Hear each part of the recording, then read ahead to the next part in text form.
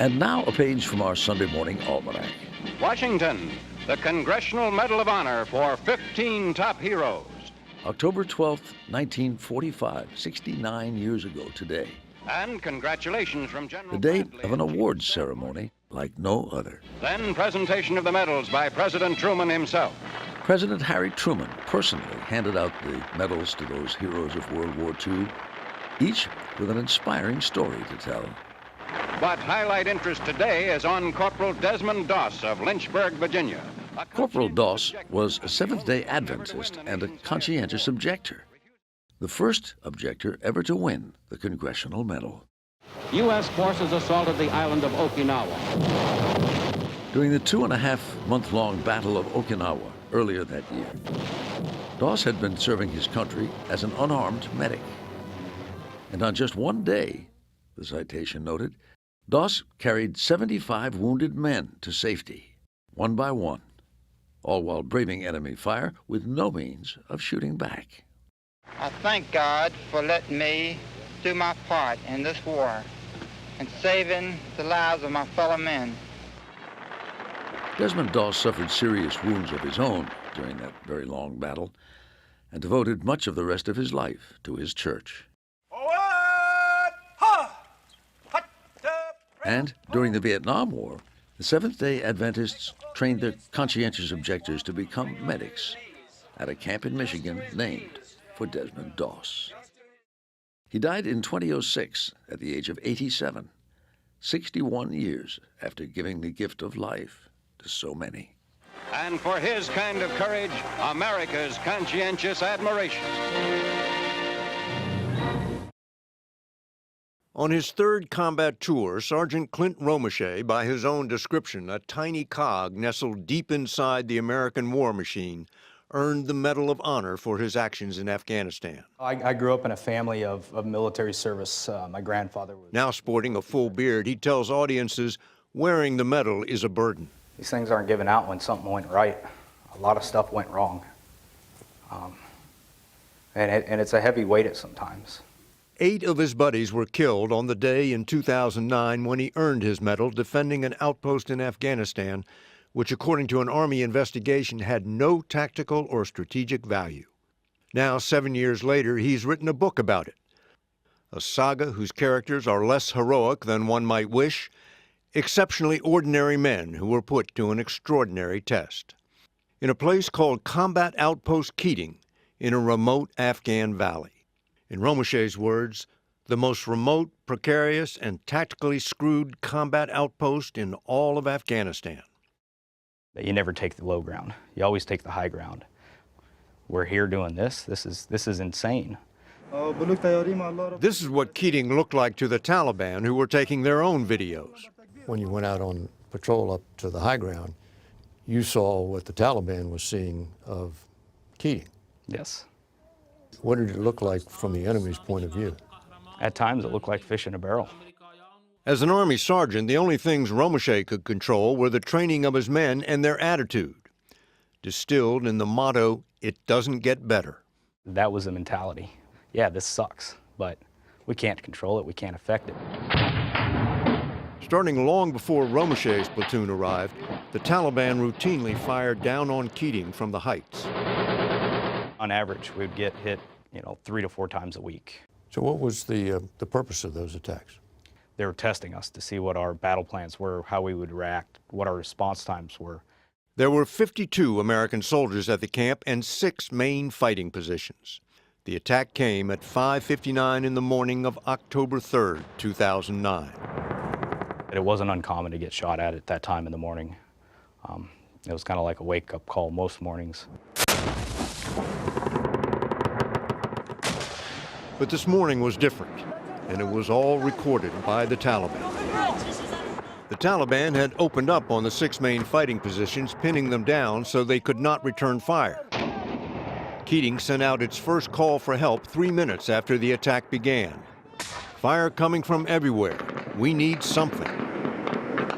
Soldiers not pinned down had to pull back from the perimeter to a cluster of buildings at the center of camp, which they called the Alamo position. The call had kind of came out that we were still going to go to what we called the Alamo position. The Alamo position, that doesn't sound good. No. So what'd you think when you got the order? I really didn't like that idea. To me, it felt like we were giving up, that we were kind of waving the white flag and admitting defeat in that moment of time. When you pulled back into the Alamo position, you must have had to leave a bunch of guys out there. Yep. All the guys on the perimeter. Yeah, we knew we were leaving, 9 guys isolated on their own, which is a gut-wrenching feeling to sit there and kind of have to call up another man and say, hey, you're going to have to hold on tight for a second. And we're hoping to get back to you, but this might be the last time we say anything across the radio. Romeshay came up with a desperate plan. We can either sit here and die in our last final positions, or we can go out in a blaze of glory. He turned to Lieutenant Andrew Bunderman, the officer in charge. Told him we need to take this bitch back. That was the mission. Yes. Short and to the point. But then you got to get men to follow you out there. Yes. It's always a scary thing about being a leader. Were you sure they were going to follow? That's all I could do is ask. What happened when you asked for volunteers? Had 5 guys stand up. Didn't ask, what are we volunteering for?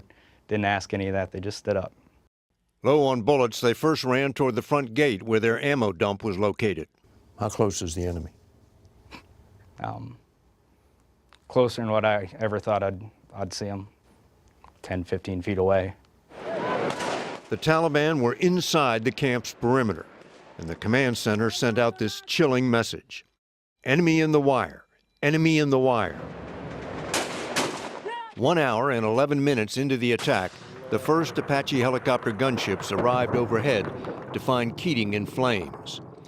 Had they arrived 5 minutes later, Romeshay believes, Keating would have been overrun. I just watched these 3 guys just walk on in like the game was over. The fighting was already done. I mean, they just literally strolled on. They don't understand we're still here, we're still fighting. Their mistake. You're not gonna just stroll in here like you own the place. Like you don't have a care in the world, because we're about to make you care.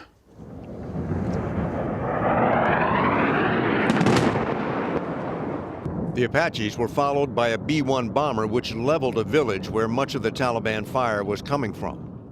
How far was the village from where you were? It was less than 200 meters from their closest building to our perimeter.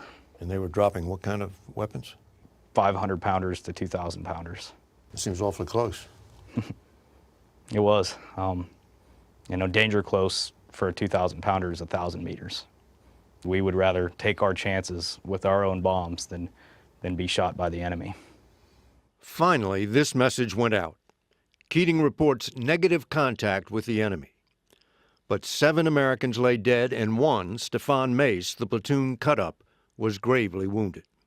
We finally had that medevac coming in, and Mace was bagged up and ready to be put on it, still conscious. We all thought he was going to make it. I mean, that was such a high moment with everything that had happened, that Mace was going to make it. Sounds like at the end the battle came down to saving Private Mace. That's what we were all hoping for. So what happened? They attempted to do surgery on him, but it was just too late. I think those medics did a whole lot for Mace, but I think it was Mace that held on to life for as long as he did, until he left. Once he left his brothers, he knew he could go home. This battle was in 2009, right? Yes. So we're going on 7 years. Oh, yeah. Still with you, isn't it? I hope it never leaves. 3 years after the battle, Romeshay was awarded the Medal of Honor, which struck him as both inappropriate and wrong. It boils down to why me? I didn't do anything special. Just did a job like 52 other guys there were doing that day, and 8 that did way more than I ever was asked of. I mean, why me? Because you were the one that led the counterattack. I think you could have replaced me with any other red-blooded American soldier. There would have been another one that would have stepped up and done the same thing. After the battle, all the soldiers were ordered to abandon Keating, and the outpost they had fought so desperately to defend was leveled by American bombs.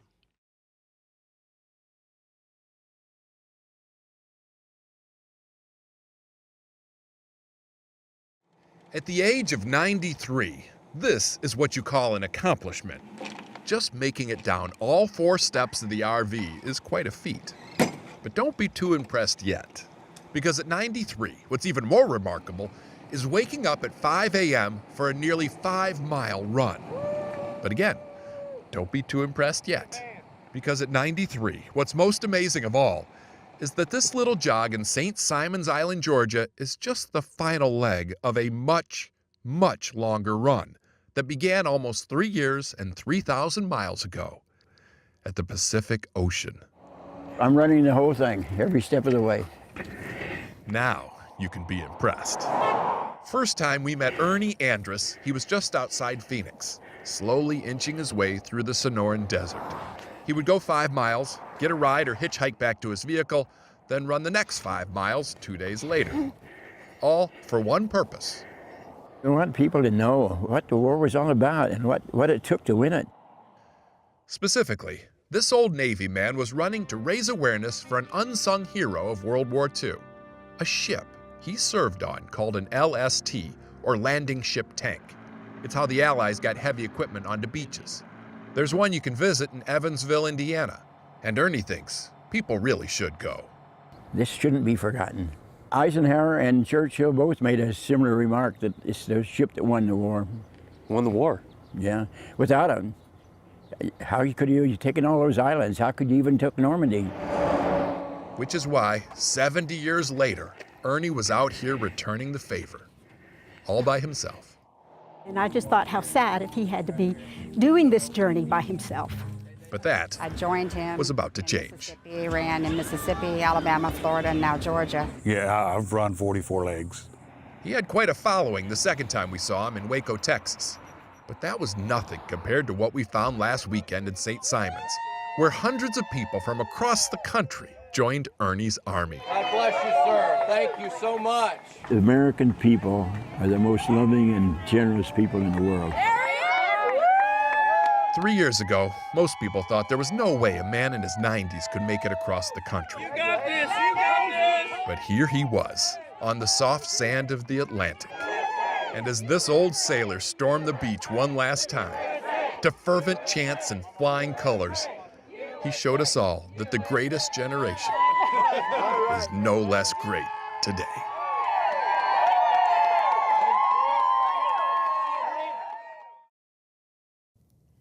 Steve Hartman has just paid a return visit to a young man who goes all out to honor our veterans of World War II. 20-year-old Rishi Sharma has always been into superheroes, the real kind. That's why, as a junior in high school, he made it his mission to meet as many World War II combat veterans as possible.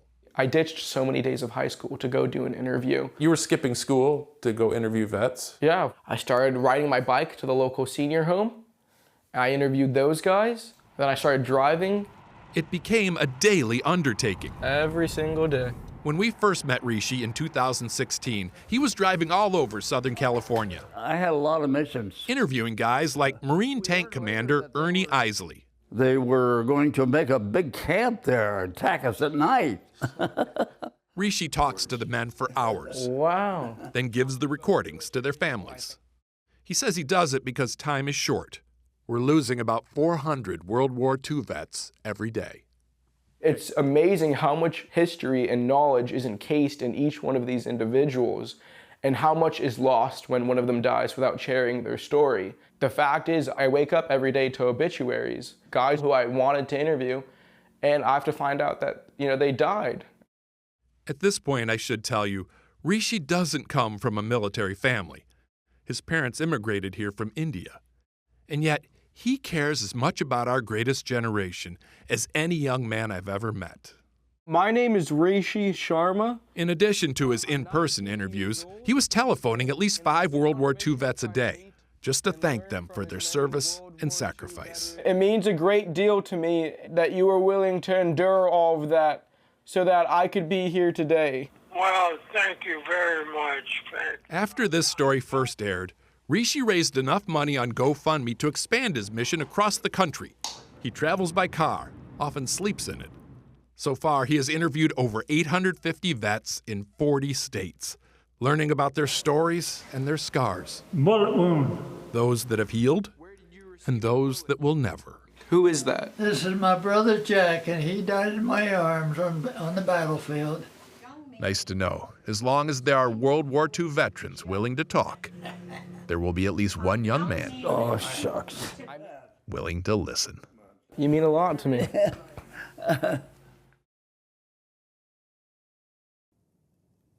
Steve Hartman this morning has a story that gives new meaning to the expression, in the long run. No one wants to feel like old news, like their glory days are gone. But Ernie Andrus says that's exactly how he felt in the months after his celebrated, record-breaking run. Back in 2016, then 93-year-old Ernie Andrus became the oldest person ever to run across America. You got this, you got this. From San Diego, California, all the way to St. Simon's Island, Georgia. A huge crowd joined him at the end as this World War II sailor stormed the beach one last time to fervent chants and flying colors. It was pure joy. That all happened about 2.5 years ago. Today, Ernie still runs for exercise and still dreams of the glory. I was running 3 days a week, but it's the same old thing. And I just got a little bored. He recently got so restless, he decided to do something remarkable. And I don't use that word lightly. If he pulls this off, this would be truly remarkable. Yesterday, at the age of 95, Ernie returned to the Georgia beach where his run ended to start a new run, back across the country again. We ask you to bless Ernie this day as he begins this journey in earnest. His last trip took 3 years, but now his run is more like a mosey. So Ernie expects this one to take a bit longer. He hopes to reach San Diego sometime after his 100th birthday. The man is nothing if not an optimist. I've got all the runs planned clear up to 2025. So you plan to get there one way or the other? Wheelchair, gurney, whatever it takes. It's just not in a coffin now. Just like last time, Ernie is dedicating his run to the LST. That's a kind of ship, the same kind of ship Ernie served on in the war. There's one left, and it's open for tours in Evansville, Indiana. He's running to raise money and awareness. This shouldn't be forgotten. A ship is like a person too, you know, we call it the Gray Lady. Sounds like you're in love with this lady. Oh yeah, it's part of my soul. Honoring his naval past by plodding toward the Pacific. And in his wake, Ernie Andrus leaves behind all the proof you'll ever need that there's no fun in fading into the sunset. At least, not when you can run into it.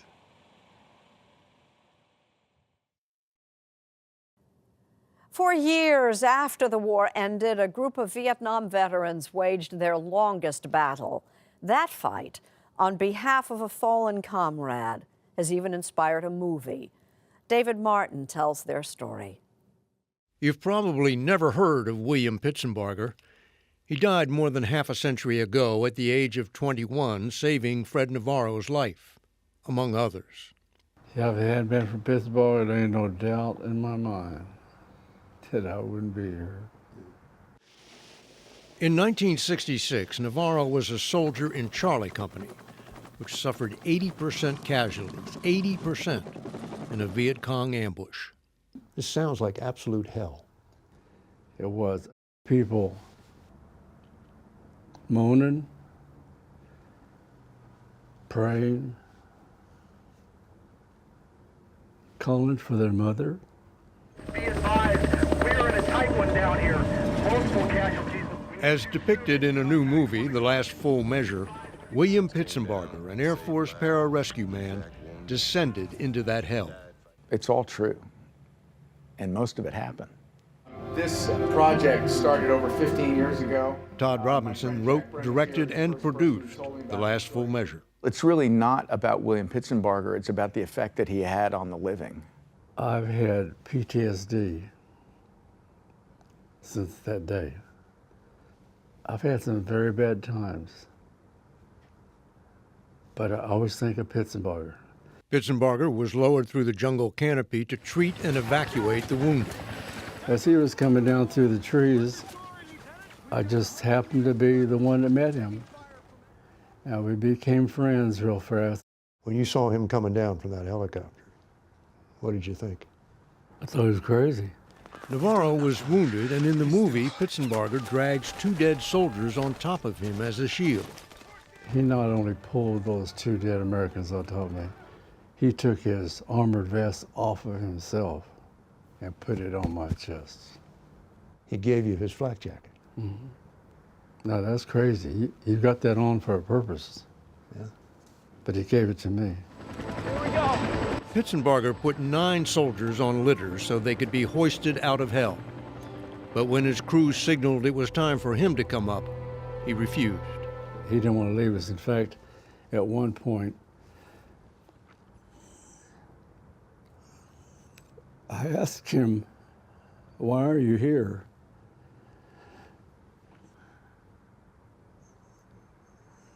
And he said, "Because you're here." Todd Robinson was just a kid when this happened. He learned about it 30 years later from the survivors of the ambush. It was just phenomenal to sit with battle-hardened men who would weep openly in Beverly Hills restaurants or on military bases or wherever we might find them, because this was such a powerful experience for them. You made a promise to these guys. Yeah. What was the promise? The promise was that I'd get this story told on behalf of them. It was as simple as that. It wasn't hard to make that commitment to them, although it didn't occur to me it was going to take 20 years. Pararescue jumper. Working on an indie budget, he assembled A-list actors to play the veterans. Peter Fonda, in what turned out to be his last movie, Ed Harris, William Hurt, and Samuel L. Jackson, among others. How did you afford all those big names? Well, nobody worked for their price. They were all old enough to know what Vietnam had done to this country and to the soldiers who fought there. To a man, they wanted to pay tribute to those sacrifices that people that they knew made on behalf of the rest of us. Get down, airman! No one was more moved at the first screening of the movie than Peter Fonda. He couldn't speak. He literally couldn't talk to me. He was just, the tears were running down his face. Pitzenbarger was killed fighting off the Viet Cong. The survivors recommended him for the Medal of Honor, but it was downgraded to the Air Force Cross. But the story of William Pitzenbarger would not die. What kept it alive? The veterans kept it alive. With the advent of the internet, a miracle happened. And the miracle was that the wives of a lot of these veterans started to connect through email. And they started to realize from one another that Pitts never got the medal. Some of the paperwork had been lost. Whit Peters was Secretary of the Air Force in 1999. Some people thought it had been hidden by the Army. Why would it have been hidden by the Army? Well, I think there was a belief that this Operation Abilene, which is where Pitzenbarger was killed, was an embarrassment to the Army because they sent in this Charlie company to go out and find the enemy. And what they found was an ambush. And about 80% of that unit was killed or wounded in action. Peters knew injustice when he saw it and set out to fix it. There was some real time pressure because Pitzenbarger's father was dying of cancer at the time. So the hope was, if we were going to do this, we would get it done while his father was still alive. Scott, I have cancer. In the movie, Pitzenbarger's father is played by Christopher Plummer. Dying isn't harder than losing a child, I promise you.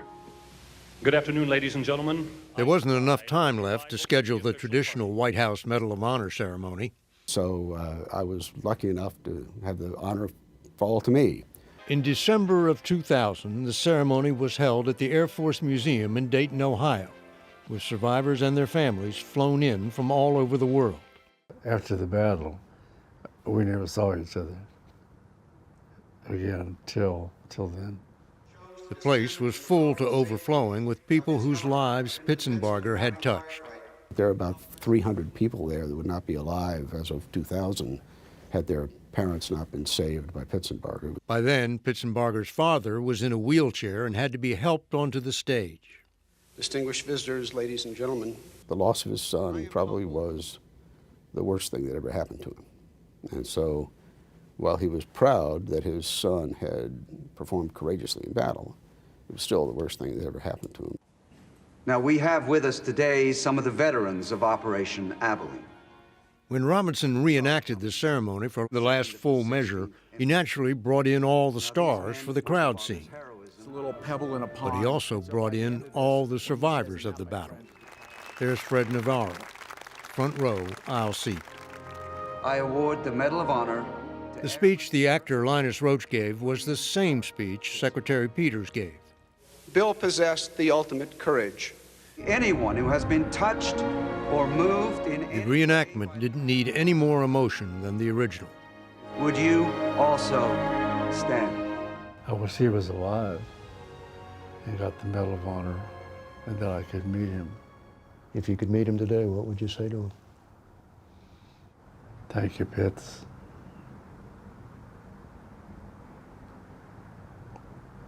Thank you for saving my life. This morning, we honor not just those who died in service to our country. We honor as well a combat survivor. David Martin tells us about the heroes of Iwo Jima and the last man standing. Herschel Woody Williams is literally one of a kind. At the age of 97, he is the last living recipient of the Medal of Honor from World War II. But it's the way he lived all those years since that really sets him apart. I felt that I owed back more than I could ever possibly give. He grew up on a farm in West Virginia during the Great Depression. There were 11 born to my family. Only 5 of us survived to adulthood. The attack on Pearl Harbor united Americans as never before in history. After Pearl Harbor, he tried to enlist in the Marines, but was rejected as too short. When the Marines started taking horrendous casualties fighting the Japanese across the Pacific, the height limit was eased, and he ended up a Marine. What was your first taste of combat like? Exceedingly scary. In February of 1945, a massive invasion fleet gathered off the Japanese-held island of Iwo Jima. We didn't know that they had 22,000 Japanese on the island. We didn't know that they had miles of tunnel dug out in that volcano. As depicted in the movie Letters from Iwo Jima, the Japanese held their fire until after the Marines had landed and then turned the beach into a slaughterhouse. The beach was just full of everything you can think of. Trucks and tanks, just blowing up. More than 6,000 Marines would die.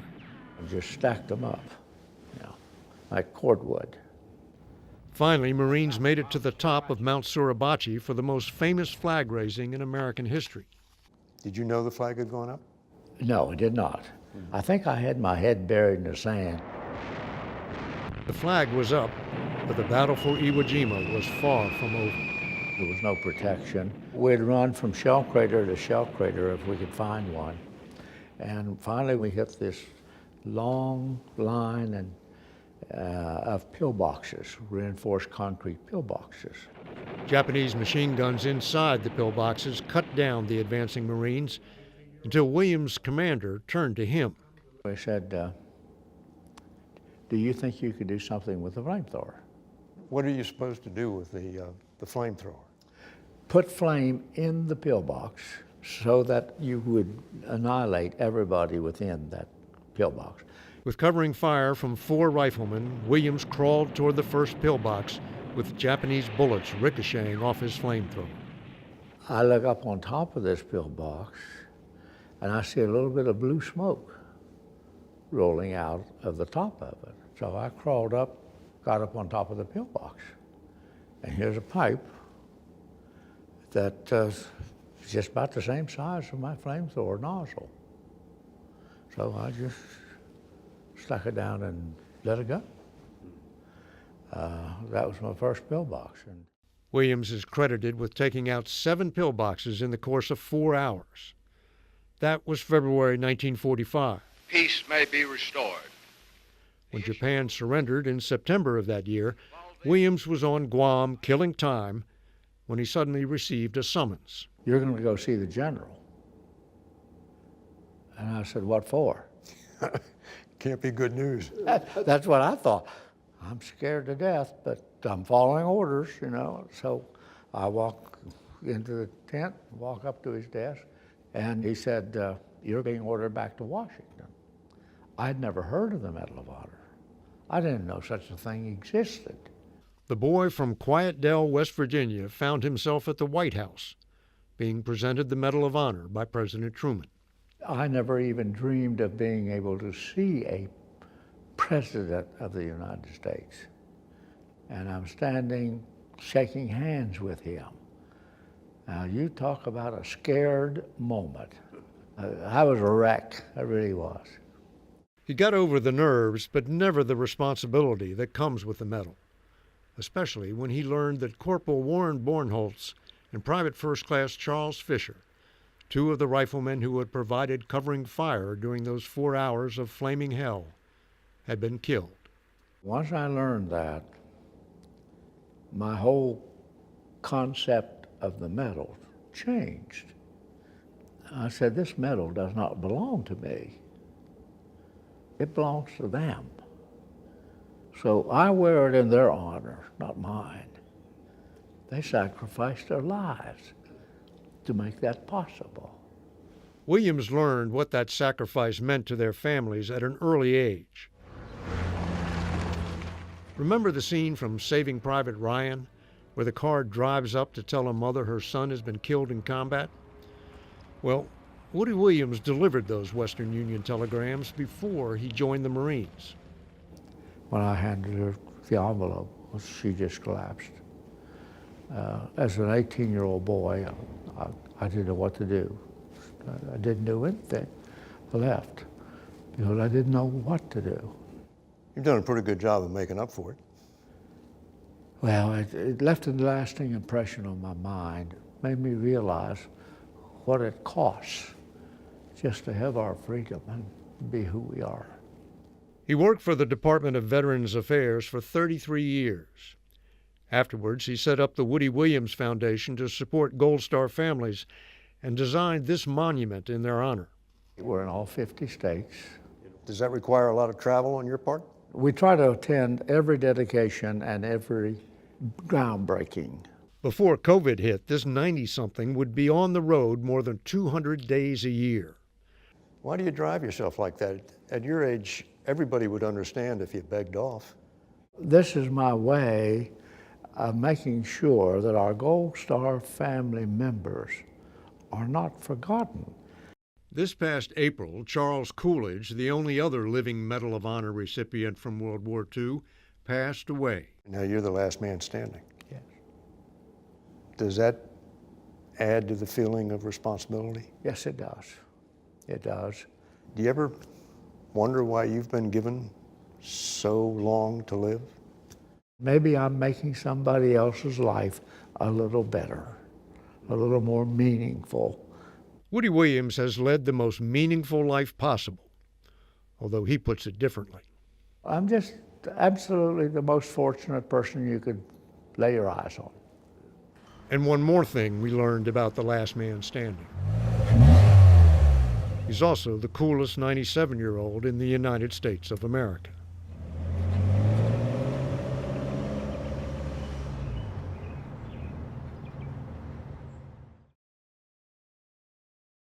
Earlier this month, retired Major John Duffy was awarded our nation's highest military honor, the Medal of Honor. But as David Martin explains, part of his story is pure poetry. It was a brutal battle. No quarter asked, none given. You killed the enemy, or the enemy killed you. It's not often, if ever, a recipient of the Medal of Honor is also a published poet. But retired Green Beret John Duffy turned his trial by fire into an epic poem of the Vietnam War. Lots of soldiers have written memoirs about their time in combat. You chose to write poetry. Why? I wanted to paint the picture of the action and the panorama of the combat there. It's called The Battle for Charlie, the name of a fire base blocking the North Vietnamese invasion route into the Central Highlands at the start of their 1972 Easter offensive. This is a CBS News special report. 3 North Vietnamese divisions threatened to cut South Vietnam in half. Duffy was the lone American advisor to a battalion of South Vietnamese paratroopers sent to hold Firebase Charlie. Be brave, my comrades. What else can we do? There is no escape. Kill or die is our fate. Sounds like going in, you knew this was a battle to the death. We were given orders to fight to the death. In his poem, Duffy imagines the orders the North Vietnamese commander gave his troops. The big American with the radio on his back. I want him killed. He is controlling the aircraft. Target him. He must be destroyed. That antenna was like a kill me sign. Plus, I was 6'2", and the Vietnamese are typically about 5'6". The airstrikes he called in were the only thing keeping badly outnumbered South Vietnamese troops from being overrun. The battle raged back and forth. The dying, wounded, moaning softly. Despair and hurt are common. Is this glory? So that's a good question. Is this glory? Is this glory? No, it was a combat. Throughout this poem, you don't seem to have any hatred of the enemy. No. They were fighting for what they believed in. We were fighting for what we believed in. And that's the essence of war. Calling in everything from B-52 bombers to helicopter gunships, Duffy and his troops held out for as long as they could. No one could have expected more from them. We are a team. We have fought together. And if need be, we will die together. That moment is near. I can feel its flame. Soon it will be here. It seems strange no more. Strange no more. So basically you had accepted the fact that you were going to die? I was getting a little dicey. It seems like going in, your position was not survivable. Probably so, but I was never fearful in the whole battle. My situation is I got 37 personnel, so every time we leave here, we've got fired on. That's a recording of Duffy on the radio talking to the aircraft coming to his rescue. One of them is low on fuel and tells Duffy he has to leave. Oh, so that's made. You did a good job. Next time I'll see you, I'll be a big bottle of scotch. Roger that. Of the 471 men committed, I came out after 2 weeks of intense battle with 36 survivors. Most of them had been wounded. Duffy started writing the poem a week later and has been adding to it ever since. No one won on Charlie. Each side managed to lose. Then he sums up his own career, starting as a 17-year-old private and ending as a major with 4 combat tours. I guess I did well, not having gone to hell. Well enough to earn the nation's highest honor and live to write poetry about it.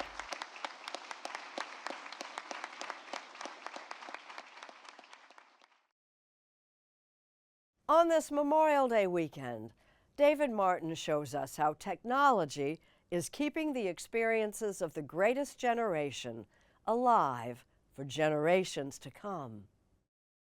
We were innocent kids who weren't ready for what was coming, let me tell you. Vincent Speranza, the son of Italian immigrants, enlisted when he turned 18.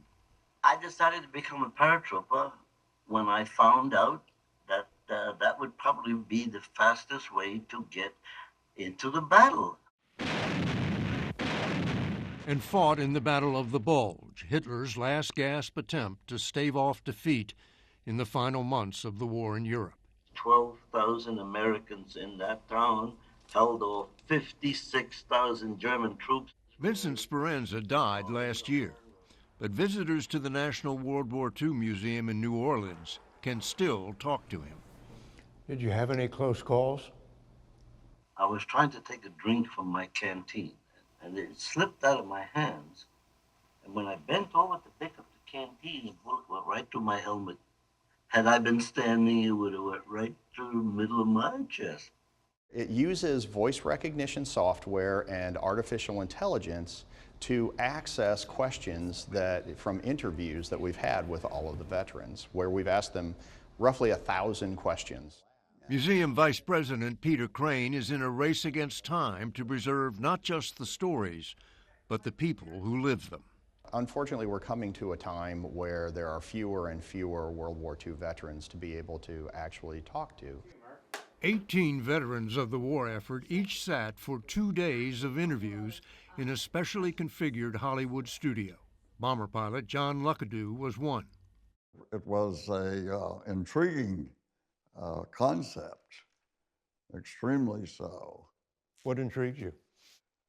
The thought that my great-great-great-grandchildren could speak to me and ask me anything that came to their minds, and that would automatically scroll to my answer. Not just your great-great-grandchildren, everybody's great-great-grandchildren. Yes, anyone will be able to. Anyone will be able to ask Woody Williams about seeing the flag raised on Iwo Jima. Old Glory was flying, had just reached its peak when they raised it on top of Mount Suribachi. And I didn't see it go up, but I saw it the minute it got up. Until his passing, Williams was the war's last living recipient of the Medal of Honor. I received the Medal of Honor for eliminating the enemy within 7 pillboxes on Iwo Jima. The war wasn't won just on the battlefield. I was a good machinist, I think, because I loved math. Grace Brown was a Rosie the Riveter who made parts for bombers. The war was fought and won by the average guy who was down the street, or the woman who was a nurse or working in the factory. John Luckadoo was 20 years old when he flew bombing missions over Germany. They were about as dangerous as you can imagine, because we were going up against a very formidable German Air Force that had been fighting for 4 years. How many missions did you fly? If you survived 25, you were eligible to return to the United States. What were the odds of surviving 25 missions? Less than 1 in 4. We didn't know what we were doing. Now 102 years old, Luckadoo got his first look at how he'll be remembered. What was your worst mission? As we turned on the bomb run, we had an 18-ship formation. We lost 12 out of the 18 ships instantly. So what do you think of your answers? Kind of eerie to speak to yourself. So that's the self. All right. That generations are going to know. All right. You good with that? Well, it'll be interesting to see how the generations react to it. Yeah. It's not very important as to how I react to it. React not just to his war stories, but to what happened when he came home. They rationed us to a fifth of whiskey a day. I soon realized that that wasn't enough. I was rapidly becoming an alcoholic. Young generations are going to find out that too about you. Well, I did want to convey the fact that this is the kind of state that you could be left in if you were experiencing what we experienced in those days. That war does that, can do that to you. I'm sorry. It's overwhelming. Corbett Summers, whose father served in World War II, was one of the first members of the public to see the new exhibit. Everyone should have that opportunity to see that generation. I could stand there all day and talk to each and every one of them listen to their stories and what they went through. Fear in war is something that's always there. You can read all the great histories of the war and never find a better answer to why soldiers fight than from the late Vincent Speranza. In your mind, swirling around, the most important thought you had was, am I going to be able to stand up and let my friends afterwards say to me, yes, you're a combat soldier. More than 600,000 visitors a year. I was assigned to the 99th Fighter Squadron, part of the 332nd Fighting Group in Italy.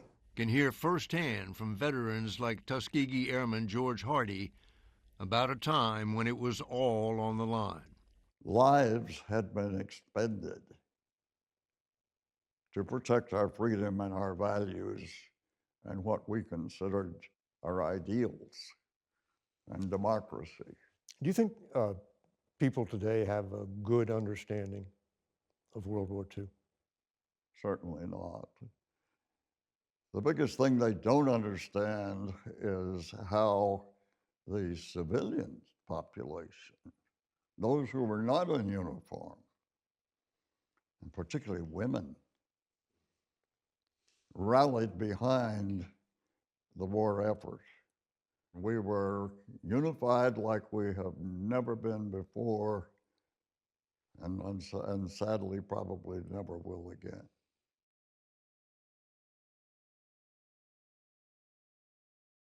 In honor of Veterans Day, David Martin takes us to a very special reunion. Joe Dan. Hey, how are you doing? How are you? We first met Joe Dan Worley in 2004. 20 years. 20 years. 20 long years. Hard earned. Along with his mother, wife, and a 3-month-old daughter at Walter Reed Medical Center outside Washington. When I hit the ground, I was purely convinced that my entire body was just ravaged. That I was dead. A medic rushing to the aid of wounded Marines in Iraq, he was hit by a roadside bomb. His left leg blown off, his right riddled with bullets. Our life is just turned upside down. It wasn't just Joe Dan's grievous wounds. The cost of moving to Washington to be with him had drained the family's savings. They didn't even have enough for the baby's winter clothes. There's an angel that just walked in the door, and she just sat down and started talking to all of us and just wrote out a check and handed it to the kids. That angel was sent by Karen Gunther. I believe God just put me in the right place at the right time. An ICU nurse at Camp Pendleton, California, when the wounded started coming in. I was standing next to a young spouse, and she was about 18 years old. And her husband, he was very disfigured. And she looked at him, and her knees started to buckle. So I sort of held her and whispered in her ear, and I said, "You've got this, you can do this." And just experiencing that changed everything. As a nurse, you must have had experience dealing with traumatic injuries. What was different about this? This was so personal, and the number of injuries that we saw coming back, the severity of the injuries coming back were historic. We gonna hold right here? Many of them coming back from the all-out battle for the insurgent stronghold of Fallujah. We saw the families coming from all across the country to be by their son or daughter's bedside. They were leaving their jobs, leaving their homes, but yet they still had to have a car payment and a mortgage, and they just simply couldn't do it. So that's when we started the fund. She called it the Semper Fi and America's Fund. I didn't know anything about starting a nonprofit, so I went to Barnes & Noble and I bought every book I could on nonprofits. Nonprofits for Dummies? Nonprofits for Dummies was my very first book. That Battle of Fallujah raged for 7 weeks. Fallujah, it was overwhelming. At that time, we did not have much money in the bank, enough to take care of the number of wounded coming back. Until the public met Joe Dan Worley on 60 Minutes. I worry all the time about being able to take care of my family now, and wondering what the future's gonna hold. if that piece hadn't run, we would not have had the funds to take care of the families. To date, the Semper Fi Fund has given $500 million to 33,000 service members and their families. Not just Marines, but all the armed services. So at the beginning, we were focused at the bedside. I hope that this will help you out with some of your expenses. Sure does, thank you. The real work started when our service members went home. What are the problems that develop over time? If you come back and you're quadriplegic, or you're a triple amputee, or even a single amputee, there's a life cycle of recovery. And these young men and women would need us for the rest of their lives. It was a really rough patch. Jodan Worley was walking but still wounded. His marriage to Angel was on the rocks. Something had to change or we weren't going to make it. Well, that would have been a real shame. Yeah, it would have. I think what made us work is we didn't give up on each other at the same time. Oh man, I can't wait till those like separate. There are not many marriages that make it through what we've made it through. There you go, Joe. Get it. He started working out with a vengeance, and their family kept growing. I always forget it's not normal. That's Abby, now 20, who turned 1 while her father was still at Walter Reed. She has a sister and 2 brothers. Thanks for joining us. We have a great show for you today. Our guest. Jodan supplements his disability benefits by co-hosting a podcast for the American Legion. If you did not have access to a full uniform, would you? Even so, a caseworker from Semper Fi checks in once a month. For 20 years, they're always there. Like, we know if we really, truly needed anything, we could ask. Would you call yourself happy today? Yes, yes. I always tell people, if you can make it through the hard times, what's on the other side is so much better. It's so worth it. Life is so good. We are so blessed. Are all your stories success stories? They're not. Our warriors are proud and strong and courageous, but sometimes they wear a mask and they don't allow others to see how much pain they're going through or the brain damage from blasts and concussion injuries. Do you have people who lose their marriages? We do, especially our catastrophic injuries. Oftentimes, right after the injury, the families, their adrenaline's going, I can do this. I'm gonna stay by my husband or wife's side. But as the years go on, it can be very tough on marriages. Living on the outskirts of Atlanta, the Worley family is rich in the things that matter, with a pet pig on the side. Yo, big girl. There you go. But Jodan will never be free of Fallujah. For the 20th anniversary of the battle, he's turned to music. This is my song that is for my guys that got killed while I was over there. Corporal Ebert. I'm carrying these people in my heart. Not on my back, but in my heart. I shall always remain faithful. Semper Fi. I love you. The ballad of Jodan is full of sorrow, but the life he has made is full of purpose. The body probably could have done without a traumatic amputation, but I really love what I've grown into.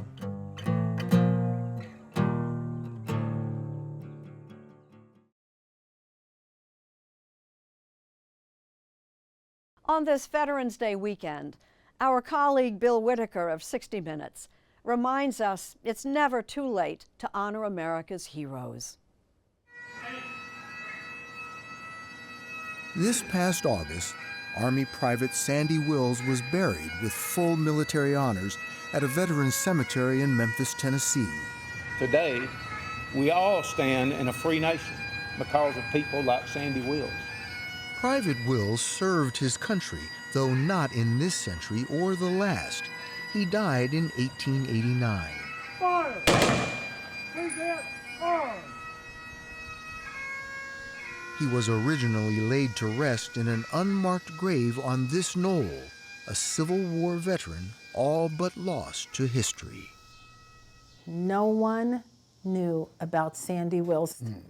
An enslaved man leaves a plantation, serves during the Civil War, with Lincoln's army, and poof, like it never happened.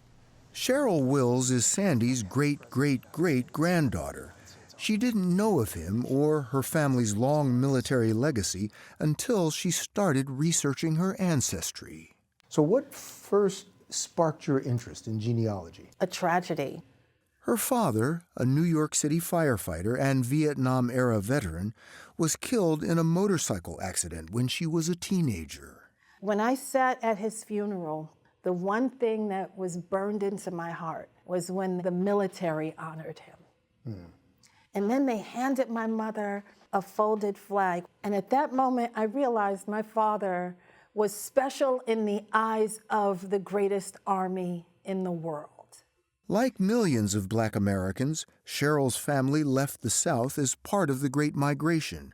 Her grandparents moved from Tennessee to New York City. I'm Cheryl Wills. For the past 35 years, Cheryl has been telling other people's stories on TV in New York, all the while knowing little of her own. Walk me through this process. You start off not knowing anything. Did anybody talk about slavery? No one knew anything. And that was one question I used to ask them.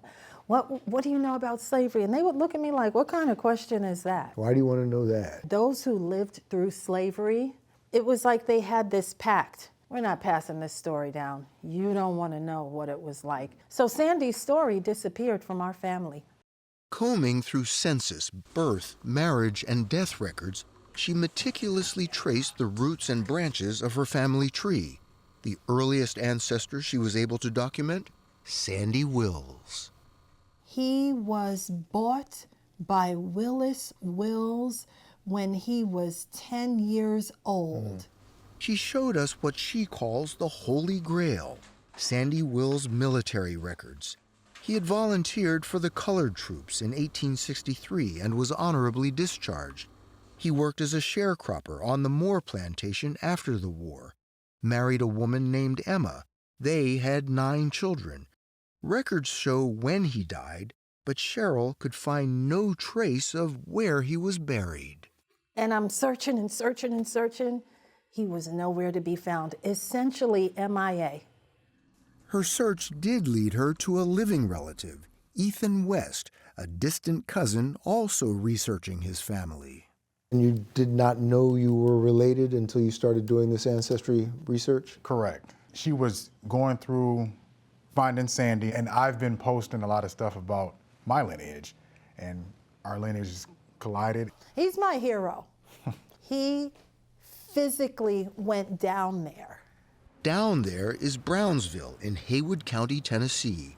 They both had come across records placing some of their ancestors, including Sandy Wills, on a plantation there, owned by the Moore family. I just wanted to know what this place that we're reading about looked like. I found the coordinates to where the property would have been. In 2013, West went driving around Haywood County looking for the plantation and saw this. There was a sign. What did the sign say? Moreland. Moreland. Moreland. And you knew the family was the Moore family. And when he texted me that sign, I went, holy guacamole. And I think both of our lives changed. This is Moreland, 900 lush acres of cotton, soybeans, and pecan trees. Over the years, Cheryl and Ethan would visit and gradually formed a unique bond with the Moore descendants. Cheryl and Ethan told them of their family's connection to the farm.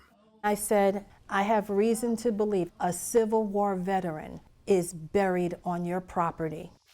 And the Moores told them something they had hoped to hear, that there's an unmarked African-American burial ground on their farm. They took me there, and for that I'm eternally grateful because we had no idea it was there. We only had a hunch. Cheryl hired an archaeology team with experience finding America's missing in action from more recent wars. Of the 38 graves they found here, they zeroed in on one. Its size, date, and fragmentary remains matched every known detail of her ancestor. We were there with the families and local veterans when Private Sandy Wills' remains were placed in a casket. Rest in peace, our brother. We have the watch. And solemnly marched from the knoll through green fields to a waiting hearse. Your family, for generations, kept that African American cemetery on your property untouched. We really did. Edie Moore is the Moore family matriarch. A farmer would come along and say, oh, if it were me, I would just bulldoze down that clump of trees and plant on top of it. And we said, no, it's hallowed ground and we will never, ever touch it. And my husband, he had daffodils that he planted over the whole cemetery. And now that you know who was there, does it take on even greater significance? Well, it definitely does. It adds depth to the whole experience. After the exhumation, the Moores hosted a picnic at the farm. Two families connected by this land and America's complicated history. God bless you. May God bless you, too. This cross now marks Sandy Wills' grave at the West Tennessee State Veterans Cemetery. For Cheryl Wills, it's mission accomplished. History really meant for him to be anonymous forever. He was a man without a legacy for 135 years. And now? And now it's been taken back.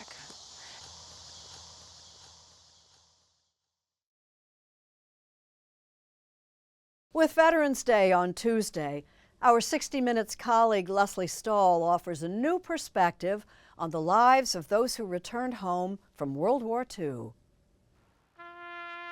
In 1984, President Reagan commemorated the 40th anniversary of the invasion of Normandy and paid tribute to the World War II soldiers known as the Greatest Generation.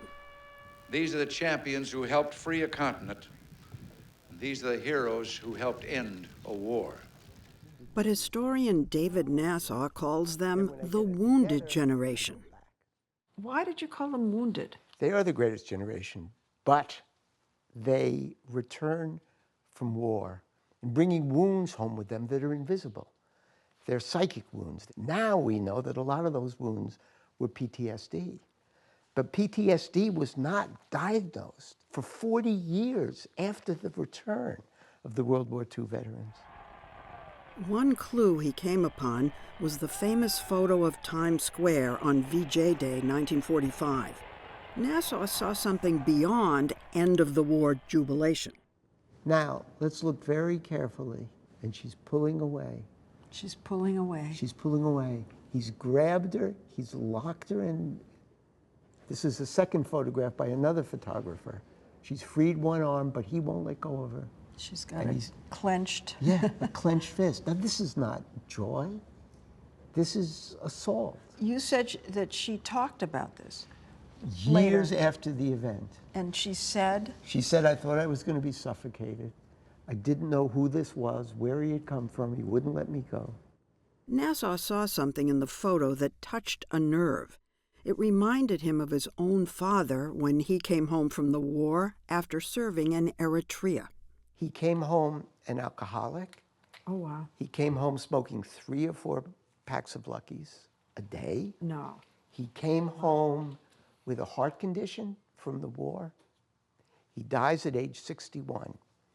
And I had never had the chance to find out what happened in Eritrea, what he went through. So what do I do as a historian? I can't find out his story. So I jump in to find out the story of his generation. He combed through newspapers, magazines, government records, and went back through movies. A Pulitzer finalist for his biographies of Andrew Carnegie and Joseph B. Kennedy, Nassau is a dogged researcher. This hospital is one of the many for the care and treatment of the psychoneurotic soldier. One thing he found was that government officials knew enough to warn wives what to expect when the soldiers returned home. You write about almost primers. They're telling these wives, you're not going to have the same man who left. Yeah, this was one of the things I learned that just shocked me. The wives and the mothers and the girlfriends were told, we'll do as much as we can in the VA hospitals, but you've got to cure this guy. You've got to live with his temper and his drinking and his foul mouth and his inability to take care of his kids. And if he can't readjust, it's your fault. In your book, you talk about lobotomies. They actually gave these soldiers to fight what we now know as PTSD. Lobotomies? Yeah. Really? The worst cases, the men who came back totally out of it, unable to connect to their wives, to their parents, ended up in VA hospitals. The VA hospitals tried forms of talk therapy. If you don't get better, they give you shock treatment, electroshock treatment. The VA hospitals do their best, but they don't know how often they should be treated, how long. Shock treatments do no good. And the next is lobotomies. Let's talk about the government stepping in to help, to ease this reentry problem. Congress understood in every war, we have rewarded our veterans from the Revolutionary War onward with land bounties, with old age pensions.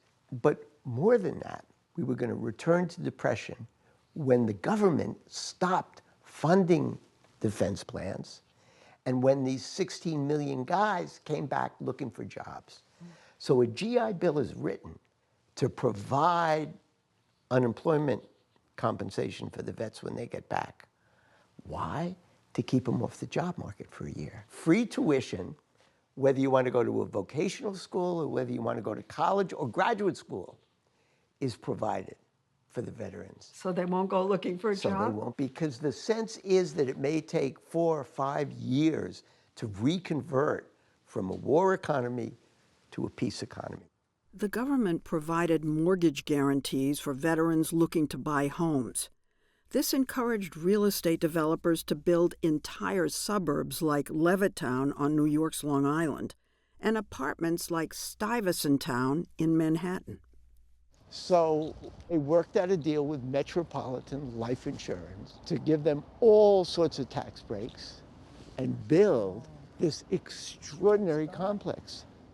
By the end of 1955, the GI Bill and other veterans' war benefits totaled $24.5 billion, around $435 billion in today's dollars, and almost double the cost of the Marshall Plan, which rebuilt Western Europe.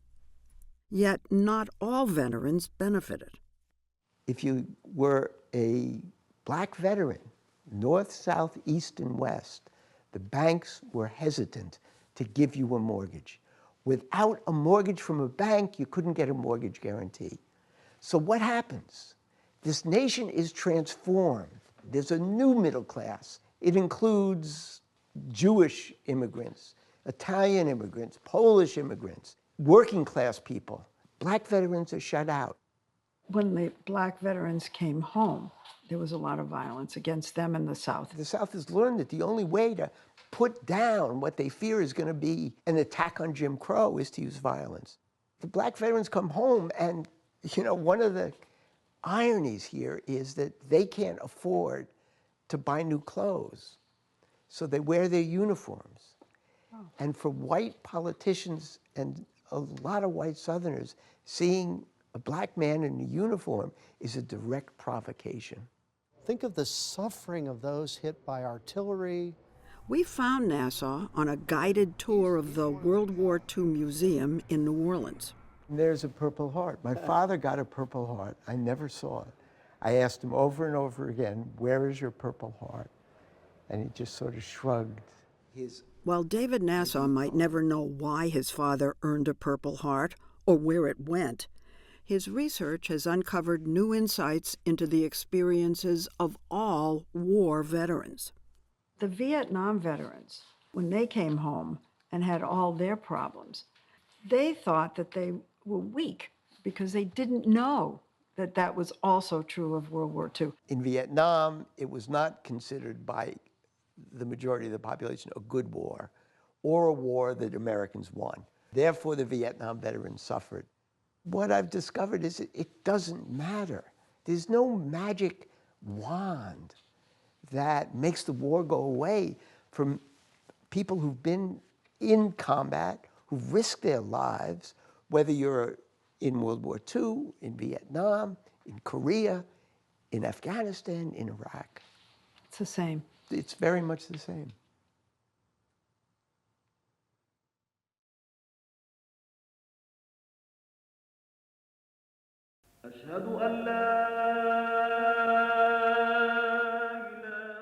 As if to underscore decades of unrest in the Middle East, this weekend marks 35 years since the end of Operation Desert Storm, the successful U.S.-led military campaign to drive Saddam Hussein's Iraqi invaders out of Kuwait.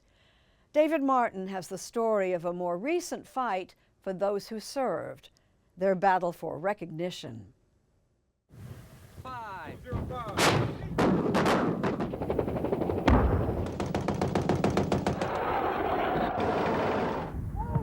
The first Persian Gulf War lasted 6 weeks.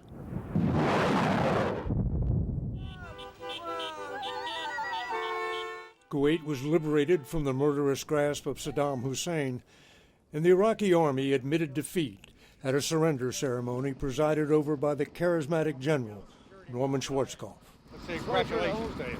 Well, I'm not here to give them anything. I'm here to tell them exactly what we expect them to do. Stormin' Norman, as he was called, became the most popular battlefield general since World War II. Please be seated. Thank you. His commander-in-chief, President George H.W. Bush, had an 89% approval rating. And by God, we've kicked Vietnam syndrome once and for all. Thank you very, very much. And for the first time in a generation, America felt good about its military.